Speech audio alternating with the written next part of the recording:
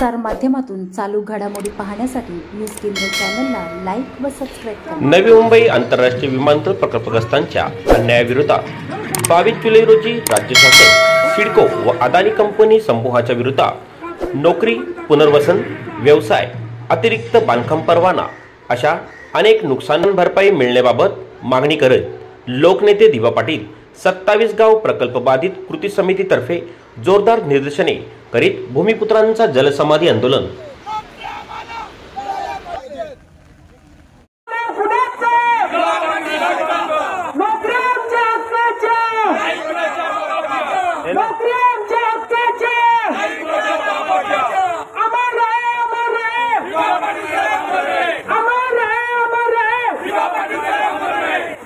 आम्ही 27 गावने जलसमाधीचं आंदोलन इथं पुकारलेलं आहे। तो आशासाठी आता सर्वच इथं आमच्या पदाधिकाऱ्यांनी सांगितलं आहे, आमच्या विविध मागण्या होत्या, त्या मागण्यांचं विवेचन केलंच असेल, परंतु याचा पुढचं आंदोलन आमचा असा असेल, ज्यावेळी सिडकोचा अधिकारी जर इथं आले नाही तर त्यांना सिडको भवनामधून उचलून आणू आणि इथं त्यांना जलसमाधी घ्यायला लावू। याच्या पुढचं आंदोलन आम्ही जलसमाधी घेणार नसाल तर सिडकोच्या अधिकाऱ्यांना जलसमाधी घ्यायला लावू, हीच आमची मागणी असेल। ज्या ब्लॅशिंगसाठी जो मटेरियल वापरतात अमोनिया, त्यामध्ये जो प्रदूषण बिघडतो, त्यामध्ये अनेक कॅन्सर सारखे रुग्ण माझ्या स्वतःच्या गावामध्ये 5 ते 7 रुग्ण झालेले आहेत। आमच्या या परिसरामध्ये जवळ 15 ते 18 झालेले आहेत।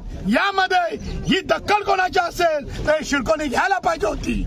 आमच्या घरांना पाणी जातो, त्यामध्ये नुकसान भरपाई आम्हाला मिळाली पाहिजे। जसा डुंगी सारखा गाव, त्यामध्ये 50 घरं आहेत, मग त्यांना 50,000 रुपये देतात, पण आमच्या या परिसरामध्ये जवळजवळ 200 ते 250 घरांना 2-2 दिवस पाणी राहतो तर 1 रुपया देत नाही। ही लाज वाटायला पाहिजे सिडको प्रशासनाला। 1969 साली सिडकोने ज्या वेळेला जमिनी घेतल्या त्यावेळेला प्रत्येक घराला नोकरी आणि प्रत्येक हाताला काम असं एक सिडकोचं लोकांसाठी केलेलं आव्हान होतं।